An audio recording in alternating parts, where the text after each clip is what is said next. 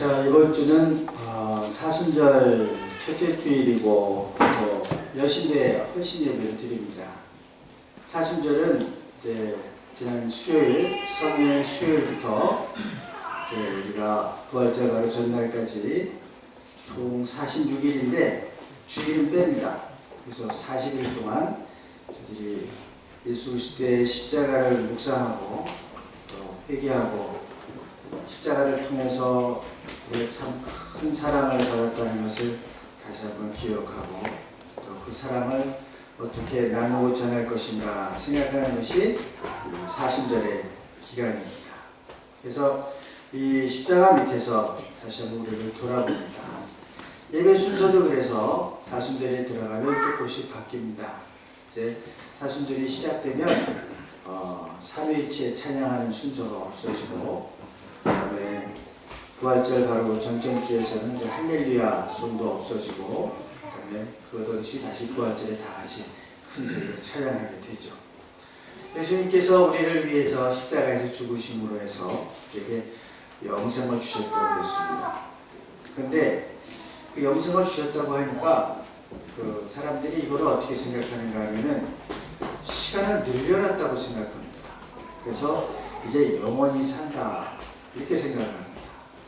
그러니까 어차피 영원히 사는 거니까 그냥 오늘 안 되면 내일 하면 되고 내일 안 되면 모레 하면 되고 아무 때나 해도 되는 것처럼 그렇게 생각을 합니다. 그런데 여러분 예수님 십자가에 돌아가실 때 옆에 십자가에 같이 달렸던 강도가 있었습니다. 그 강도가 예수님께 부탁을 했죠. 천국에 이를 때 나를 기억해 주십시오. 그랬어요. 예수님께서 그에게 영생을 허락하였습니다. 사실은 이게 내일 모레 글피로 미룰 일이 아니라 신앙의 결단이라고 하는 것은 오늘이 중요하다고 하는 겁니다. 때로는 그 결단이 내일이면 늦을 수도 있습니다. 그러니까 신앙생활은 자꾸 이게 오늘 안 하면 내일 하고 내일 안 하면 모레 하고 이러다가 그냥 아무 때나 하면 되는 게 아니다.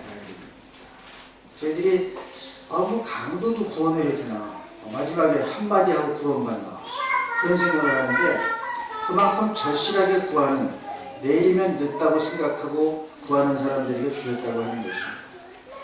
이사야서 55장을 보면 그런 말씀이 있어요. 내 생각은 너희들과 다르고 내 길은 내 길과 하늘과 땅이 먼 것처럼 다르다. 우리는 그 별거 아닌 것 같은데 하나님께서 귀하게 보시고 구원해 주시기도 하고 내일 모레 할 수 있으면 될 것 같은데 내일 모레 못할 수도 있습니다. 그렇기 때문에 우리에게 중요한 것은 바로 지금이 중요하대요. 현재 연세 드신 직장인 권사님들이 많으신데 그분들에게 나이가 들면 금이 3개 필요하답니다. 금들 있으세요? 금가 없으신가? 3가지 금이 필요하답니다. 일단은 먹고 살아야 되니까 의식주가 필요하니까 황금이 좀 필요하대요. 없이는 못 살잖아요. 금이 필요해요. 그 다음에 먹을 때 소금이 필요하답니다. 소금이 필요하고 그리고 지금이 필요하대요. 3가지 금이 필요하대요. 황금도 있어야 되고 소금도 있어야 되고 지금이 있어야 돼요. 지금이 중요한 거예요. 물론 믿는 사람들에는 더 필요한 게 있죠. 믿음도 필요하고 영생이 필요합니다. 그래서 여러분 믿음 생활이라고 하는 것은 오늘 안 되면 내일 하겠다. 이건 믿음 생활이 아닙니다. 지금 여기서 내가 결단하고 지금 내가 그 구원의 확신을 받아들이고 지금 내가 그리스도의 십자가 사랑을 십자가 밑에서 받아들이고 설교 듣는 이 시간에 내가 지금 은혜 받는 게 중요한 거예요. 설교 듣다가 말고 다음 주에 받지 뭐 이것도 곤란하잖아. 지금이 중요한 거예요. 그래서 사람들이 그런 믿음을 가진 사람들을 보면 이제 믿음이 좋다는 거죠. 믿음이 좋다. 또 어떤 사람들은 나도 그런 믿음을 좀 가져갔으면 좋겠다. 그런 얘기 들어보셨죠? 여러분 주위에 나도 그런 믿음을 가진 사람이 되었으면 좋겠다는 믿음의 본이 되는 사람이 있다면 그 사람은 행복한 사람입니다. 참 그런 사람은 만나보기가 힘들거든요. 그런 사람이 좀 좋겠다. 우리 교회에 이런 믿음의 본이 되는 사람들이 많으시기를 바랍니다. 서로 보고 배울 수 있는 좋은 믿음의 장자 또 믿음의 소중한 사람들이 될 수 있기를 바랍니다. 어느 신학과 교수님의 이야기입니다.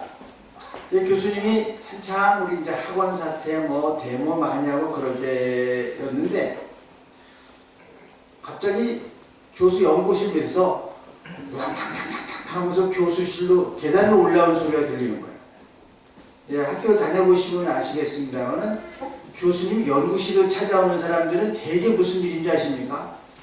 학점을 알아보거나 장학금을 부탁하거나 그러니까 다 조용조용 좀 올라오게 돼 있어요.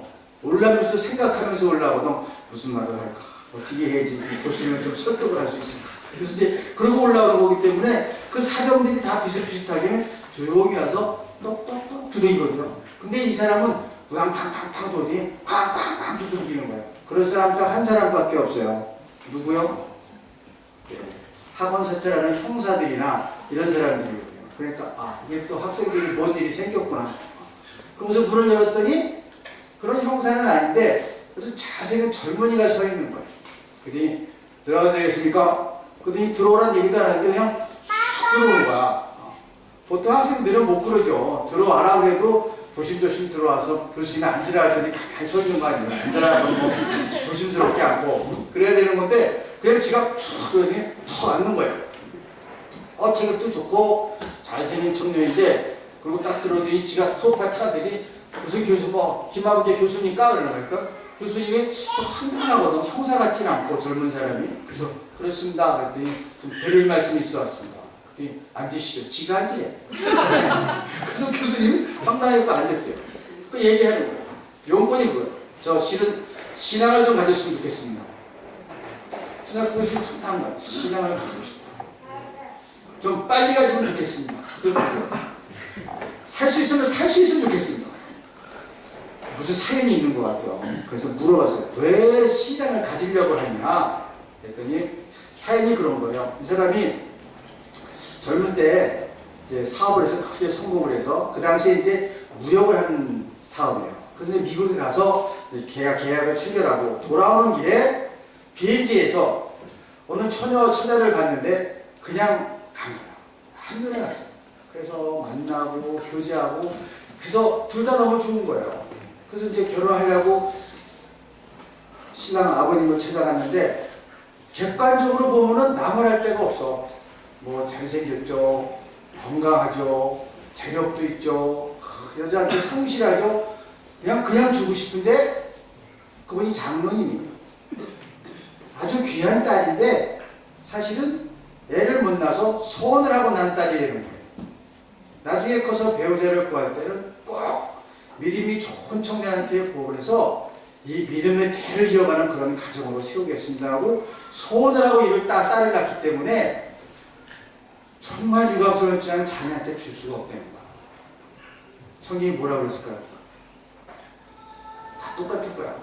세상에 여자가 너 하나밖에 없어. 그리고 관둔 거지. 뭐 무슨 교회도 마찬가지예요. 요즘 우리 교회 목사님들 만나면 다 뭐 총각 있는 얘기 안 물어봐. 다 여자 있는 얘기 안 물어봐. 다 뭐 남자 없냐고 물어보더라. 왜 이렇게 남자가 씨가 많았어? 아니 이제 코스타를 가도 뭐 밀라도 목사님도 있고 파리 목사님인데 다 남자가 없냐고 그래. 그래서 남자는 있는데 근데 맞지를 않아 이게. 거기서 그냥 처자들이 얼마나 많은지 몰라요. 그냥 쭉 줄 서 있어요. 그래갖고 뭐 괜찮은 총각 오면요 한 달 내에 사라져. 마일째 있는 총각 하나님이 여기 목사님 아드님이에요. 그분이 왔거든요. 여기 이제 다이트 미군 부대가 있으니까 미국 신고 갖고 있는 아드님인데 공부도 잘하고 잘생겼어요. 갔더니 교회 나갔더니 벌써 그냥 눈들이 바짝바짝 하는 거야. 그중에 결국 한 여학생이랑 결혼했어요. 나중에 물어와서 목사님이 독일 오신 게 너 어떻게 우리 아들을 만났냐 하니까는 얘가 머리가 좋은 거야. 여러 명이 대시를 하니까 가서 그랬대. 너 나하고 3개월만 같이 교제해보자. 그리고 싫으면 깨끗하게 쿨하게 그만두지 않으니까 좀 편하잖아. 언제든지 그냥 싫으면 그냥 이미 얘기한 거야. 3개월 뒤에 안 됐다? 그럼 그때는 아니야. 뭐 울고불고 할 거 없이. 그러니까 오케이 했는데 3개월 만에 넘어간 거야. 지가 안 넘어가고 배경. 그래서 어떻게 그런 생각을 했더니 내가 그렇게 안 했으면 언니들이 채갔을 거예요. 그런 세상이니까. 아니 뭐 세상에 여자가 뭐 당신 딸밖에 없는 줄 아냐. 그러고 탁 치고 나온 거예요. 여러분 아시겠습니다만 인간관계가 그렇게 탁 지우개로 지우는 것처럼 지워지질 않아요. 그래서 잊어버리려고 그러면 생각이야. 생각하면 잊어지지가 않고, 그러니까 잊지도 못하고 생각하지도 못하고, 이제 이게 오매분만 거의 병이 된 거야. 삼사병이. 그 도저히 안 되겠다 그래서 다시 여자한테 전화를 하고, 내가 신앙을 좀 가져올 테니까 기다리라고. 그랬더니 목사님을 찾아간 거예요. 동네 교회 목사, 제가 신앙을 좀 가져야 되겠습니다. 그러니까는 이 사람이 황당한 거야, 목사님. 안 되면 좀 빨리 좀 가질 수 없겠느냐. 살 수 없겠느냐. 별소리를 다 하니까 사정은 딱하고 청년은 성실해 보이니까 그 목사님이 뭐라 그랬냐. 내 친구가 신학대학의 교수인데 걔는 좀 모던한 신학을 하니까 혹시 거기 가면 살 수 있을지 모르겠다. 가보라고 해서 왔다는 거야. 그러니까 이제 친구 목사님이 보냈으니까 그냥 미쳤다고 할 수는 없고, 그래서 이제 그럼 장을 앉아보라고. 그래서 이제 오늘 이 성경 말씀을 읽어준 거예요. 마가복음 얘기를 쭉 읽어주니까 처음엔 듣고 있다가 자기랑 다시 듣고 있다가 나중에 가니까 이 친구 얼굴이 확 찌그러드는 거야. 얘 근심하며 돌아갔다고 그랬거든. 그러니까 딱 저는 안 되는 겁니까? 심각한 거야. 그래서 안 되는 건 아니고 오늘부터 나하고 일주일에 한 번씩 만나서 얘기를 하자. 신앙에 관한 얘기를. 그러면 혹시 생기든지 팔든지 할 수 있을지 모르겠다. 그랬더니 이제 청년이 관심을 가져서 매주 한 번씩, 그 바쁜 사람이요, 사업하는 사람이 매주 한 번씩 교수님 방에 와서 이 성경을 막 공부를 한 거예요. 한 주에 한 번씩. 아시다시피 신학교수한테 걸렸으니 이게 안 믿고 먹이겠어요. 결국 좋게 끝났어요. 신앙도 갖고 정말 나중에 그 목사님이나 아버지 장로님이나 다 감사 인사하고 그런 우리 교수님 얘기가 있어요. 이것처럼 신학이라는 게 있잖아요. 야, 나도 좀 그런 모습으로 가졌으면 좋겠다. 그런 생각이 들 때가 있다고 하는 거예요. 사람이 무엇을 가지고 있나 하면 뭐 나는 건강합니다. 나는 돈이 있습니다. 나는 뭐 유명합니다. 뭐 가진 게 참 많아요. 뭐 세 가지 금도 좋고 다 좋은데 오늘 물어본 건 뭐냐면요. 영생에 관한 거예요. 내가 영생을 얻을 수 있겠느냐. 영원한 생명을 얻을 수 있겠느냐. 아무리 갖고 누리고 해도 언젠가는 분명히 끝나는 게 있거든요.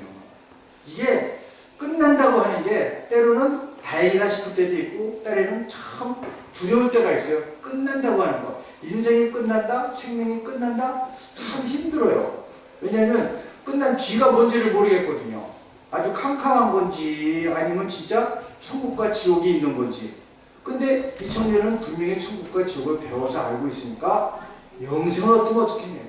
그거 참 내가 어떻게 돈으로 살 수도 없고 누구한테 부탁할 수도 없고 내가 권력으로 힘으로 갈 수 있는 것도 아니고 그러니까 영생이라는 건 물을 수밖에 없었던 거예요. 예수님이 이 청년한테 어떤 반응이 나올 것인지는 뻔히 아셨을 것 같아요. 한편은 참 안 됐다 하는 말을 듣고, 왜냐하면 다 가진 것 같다고 생각하고 자기는 다 지켰다고 생각하는데 예수님 보시기에는 이게 뭔가 2% 부족하거든요. 근데 그거 갖고는 안 되거든요. 그거 안 됐지. 뭘 하나 빠졌는데 이걸 말로 가르쳐준다고 알아들을 수 있는 게 아니잖아요. 그러니까 사실 내용은 그런 거예요.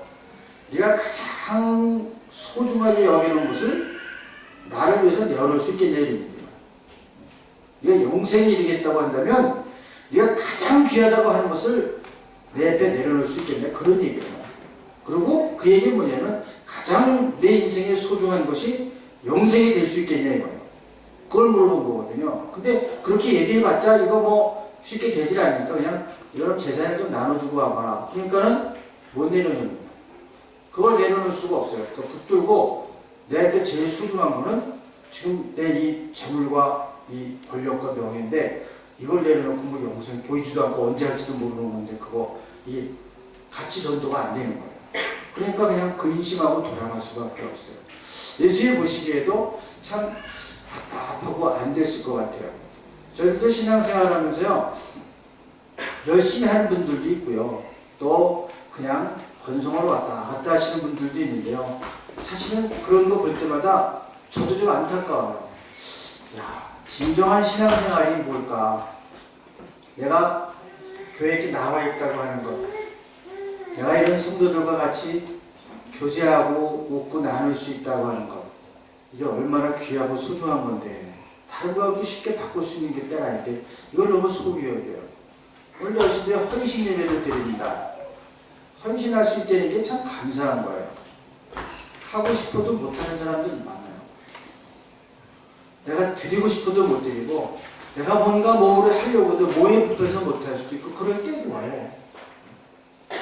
얼마나 소중하냐 이게 이것이. 근데 그거를 깨닫지 못하고 자꾸 다른 걸 쫓아가다 보면은 열심히 해야 되겠지만 저게 인생의 최고의 목표가 될 수가 없는데 사람들이 집중하는 건 괜찮아요. 뭐 일에 집중하고 내가 하는 일에 집중하는 건 괜찮은데 나쁜 건 뭔지 아세요? 집착이 되면 안 돼요. 집중하다가 자기를 잃어버리고 거기에 눈이 시선이 고정이 되고 집착을 해요. 그럼 그때부터는 나도 괴롭고 다른 사람도 괴롭고. 여러분 옆에 있는 남자 여자가 사랑하는 거, 그 사랑에 집중해야 돼요. 여러분 결혼을 앞에 놓고 사랑을 할 때는요 정말 집중해야 돼요. 하면 하고만 말지 왔다 갔다 그래갖고선 결혼하기 힘들어. 정말 한 사람을 내가 결혼할 정도로 살았다 목숨 걸고 살아고 집중하는 거야. 제가 그랬잖아요. 제비들이 왜 제비한테 걸리면 안 넘어가는 수가 없대. 이유가 뭐냐면 집중 안 되는 거야. 그래서 총력을 다하기는데 정말 보통 사람보다 더 열심히 살아가는 척을 하거든. 근데 집중하다가 집착하면 어떻게 돼요? 슈토크 돼요. 집착을 하고 돈도 열심히 내가 사업을 하고 벌면 집중해야죠. 사업을 하면서 되는 듯만도 하면 되겠어요. 열심히 해야 돼요. 그러나 집착을 하게 되면 그 다음에 이게 돈의 노예가 돼요. 이런 재물이라고 하는 것이요 내가 부릴 수만 있으면 아주 충성된 종이에요. 돈을 할 수 있는 게 얼마나 많은지 몰라요. 선한 일도 할 수 있고 좋은 일을 많이 할 수 있는데 돈이 나를 부리기 시작하면 돈처럼 무서운 풀꾼이 없다는 거예요. 완전히 병신되고 노예되고 자존심이고 체면이고 없어요. 돈의 노예가 되면.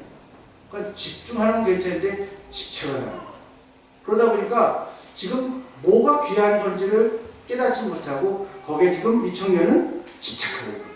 제가 지금 손에 딱 요게 집착을 하니까 더 중요한 게 보이질 않는 거예요. 그걸 예수님이 보시니까 참 치근하죠. 참 안 됐다.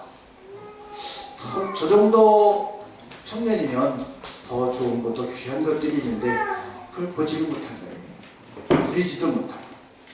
여러분이 가장 귀하다고 생각하는 것을 일단 내어놓고 그렇다고 주님하고 바꿀 수 있는가 스스로 물어보시기 바랍니다. 내가 지금 가장 귀하게 여기는 게 무엇이 되었던 거예요? 내가 주님하고 바꿀 수 있는지 한번 스스로 물어보려는 것입니다. 나에게 가장 귀한 것이 무엇인가? 오늘 이 순간 주님은 우리들에게 묻고 계실 것입니다. 너에게 가장 귀한 것이 무엇이냐? 그래도 이 모든 귀한 것들 중에 내가 지금 잡고 싶고 놓기 싫은 그 모든 귀한 것들 중에서 일단 나를 먼저 선택할 수 있겠느냐?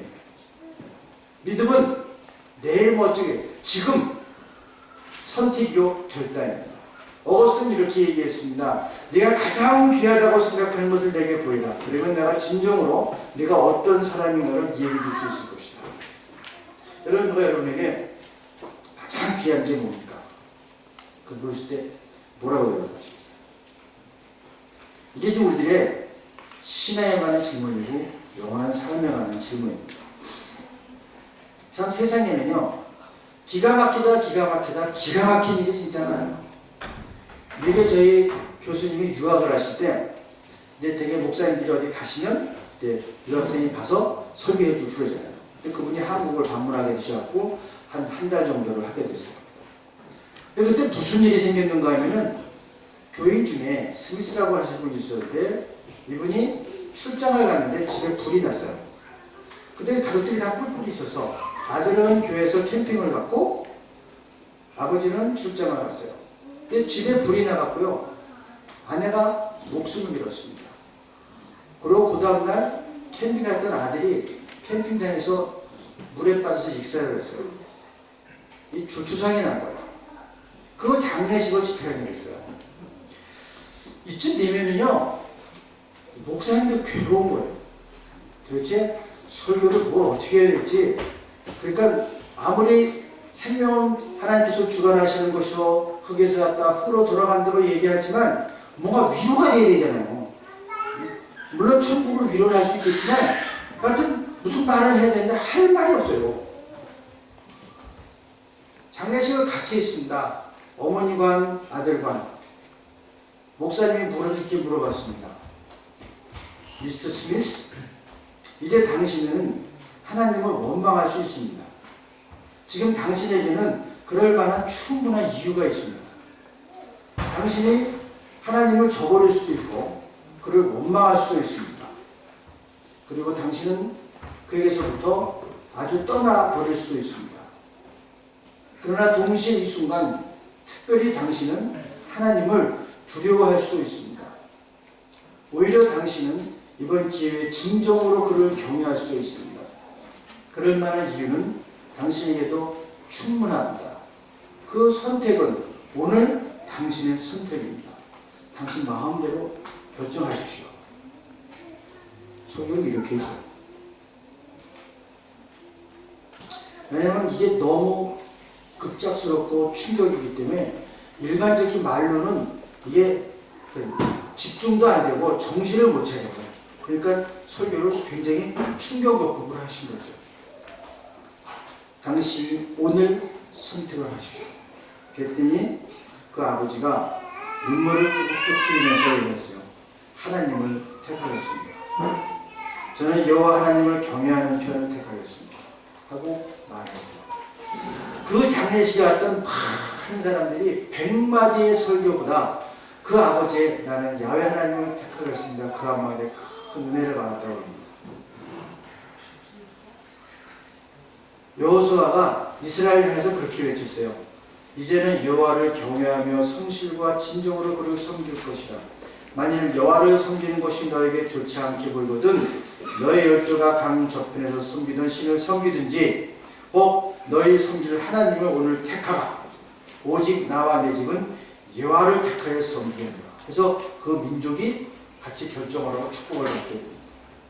신앙은 지금 오늘 이렇게 선택하는 것입니다. 나의 가장 귀한 것이라고 해도 하나님 앞에서 아무것도 아닌 것을 깨닫고 인정하고 선택하는 것입니다. 이 선택을 도우시는 것이 바로 성령의 역사하신 겁니다.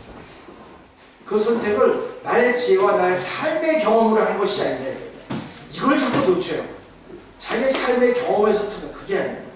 이것을 정말 하나님께 머물기를 하고 영생을 원하는 그 사람이 간구하면 성령께서 그 선택을 도우신다고 하는 것입니다. 이 엄청난 사건 앞에서 내가 어떤 의적인 결정을 하려고 하면 여러분 그 결정하기 어렵습니다. 그 결정을 책임지기도 어렵고요. 내가 가장 귀하게 여기는 것을 그리스도와 바꿀 수 있게 민하는 무릎 앞에 오늘 우리는 이 사순절 집집 주간 헌신하겠다고 결단하면서 같이 똑같이 서 있는 것입니다. 이 결단이 있어야 하는 것에 이 고백이 있어야 하는 것에 우리의 신앙이 있는 것입니다. 여기에 무슨 개념, 언어 이런 게 아니에요. 자기의 결단과 행동 그것으로 주님 앞에 서야 됩니다. 그리고 나의 모든 것들을 그리스도의 십자가 앞에 위임하는 당신의 손에 맡기겠습니다. 맡기는 것입니다. 그럼 자동차를 타보세요. 누구한테 위임하십니까? 기사한테 위임하죠. 빨리 가든 늦게 가든 커버를 딸리든 브레이크로 팍팍 밟든지 그건 기사만이야. 부딪히지만 않으면 사람마다 운전하는 습관이 다 달라요. 그래서요 자동차는 여러 명 있으면 빨리 망하죠. 왜? 운전하는 습관이 다 달라갖고 이 사람 저 사람 쓰면 자동차가 일찍 망가지게 돼 있어요. 그 차 살 때는 이게 한 사람이 쭉 쏜다 그걸 항상 물어봐요. 그건 오래 가게 돼 있어요. 똑같은 것으로 충격과 하중을 받기 때문에. 차는요 굴러가면서 망가지는 일은 없어요. 모든 자동차는 언제 망가지는지 아세요? 스톱 고에서 망가져. 쓸 때 망가지고 출발할 때 망가지는 거야. 그러니까 그 버릇에 따라서 자동차는 얼마든지 달려줄 수 있거든요. 걷다가 완전히 자기 맡기잖아요. 차를 타면서 여러분 택시 타면서 택시기사 보고 좀 천천히 가세요. 브레이크 해요. 이거 못 먹잖아. 여러분 택시기사가 어때요? 내리라고 돈 안 받으니까 내리라고. 귀찮아서 운전 못해요. 여러분 운전하는 사람이 이거 얼마나 신경이 써요. 잔소리 끌어보면 그냥 택시 딱 타면 그냥 맡기는 거 아니에요. 어디까지 갑시다. 거기까지. 그럼 다 위임하잖아요. 여러분 신앙생활은 예수의 십자가에게 탁 맡기고 자 영생으로 갑시다. 딱 맡기고 자기가 모든 것을 위임하는 거야. 거기서 가자는 대로 가는 것이고 근데 그것을 어디로 가야 될지 어떻게 결단해야 될지를 성령이 도우신다 이것입니다. 교회를 나오면서도 이 성령의 도우심과 십자가에 위임하는 일을 하지 않고 끝까지 자기 힘으로 버텨보려고 하는 사람들이 있거든요. 어떻게 생각하면 이게 어떨 때는 상당히 멋있어 보일 수 있어요. 멋있어요. 근데 그거 신앙 아닙니다. 그러니까 정말 멋있는 거 하나님 도와주지 않을 테니까 하는 거 막지는 마세요. 되게 멋있어 보이잖아요. 이건 신앙이 아니에요. 이런 영화도 있었어요. 포세이돈 어드벤처라고 거기 보면 그 나와요. 하나님 도와주지 않을 테니까 내가 하는 거 막지나 마요. 답답하니까 그럴 수 있겠습니다만 그건 휴머니즘은 될 수 있어. 아주 인간적인 드라마틱한 휴머니즘은 될 수 있지만 신앙은 아니에요. 그분께 완전히 맡겨드리고 주시는 대로 내가 가면 돼요. 그리고 가는 길은 어차피 우리는 영생의 길로 가는 거예요. 일찍 가든 늦게 가든 곧장 가든 천천히 가든 어차피 가는 길은 목적지는 똑같거든요. 교회에 나올 때 인생의 문제에 대한 어떤 말씀 속에서 해답 또 응답 그걸 찾아서 나오는 것이지 무슨 철학 강연 듣고 무슨 의지 훈련하고 뭐 긍정적인 생각 이런 거 갖고 나오는 게 아니에요. 하나님께 의지하는 것을 가는 거예요. 너의 길을 여호와께 맡기라. 시편 37편 5편 너의 길을 여호와께 맡기라. 이게 십자가의 앞에 나온 우리들의 심정이고 헌신하는 사람도 마찬가지예요. 우리의 길을 여호와께 맡기고 주신 대로 감사해서 헌신하는 거예요. 내가 여신대에 유했으니까는 이렇게 헌신이 된다. 유센이 아니고 졸렌이 아니에요. 당케쉐이에요. 당케에서 하는 거예요. 그게 헌신이에요. 너의 행사를 여호와께 맡기라. 그러면 너의 경영하는 것이 이루어질 것이다. 잠언 16장 3절에 봤습니다. 그분에게 먼저 맡기라고 하는 거예요. 하나님은 사랑이시라 그랬잖아요. 우리를 사랑하시는 하나님이 우리에서 절대 끊어지지 않을 것이요 우리를 놓치지 않을 것이고 그렇게 인도하실 것이요. 그 우리한테 중요한 건 뭐예요? 오늘 내가 십자가 앞에서 주님께 우리를 위탁하고 우리를 맡기겠습니다. 세상에 다 귀한 것이 있었지만 나에게 주님 한 분만으로 만족할 수 있습니다. 이렇게 맡기는 게 이제 신앙의 행위입니다. 봉사하고 헌신하는 게 신앙의 행위고 그건 두 번째고 첫 번째는 뭐냐? 그분한테 다 맡겨드리는 거예요. 동화책을 보면요, 그 나라 이제 그 풍속 이런 걸 알 수 있어요. 그래서 저는 동화책을 굉장히 많이 봤어요. 그때는 동화책이 나라별로 나왔어요.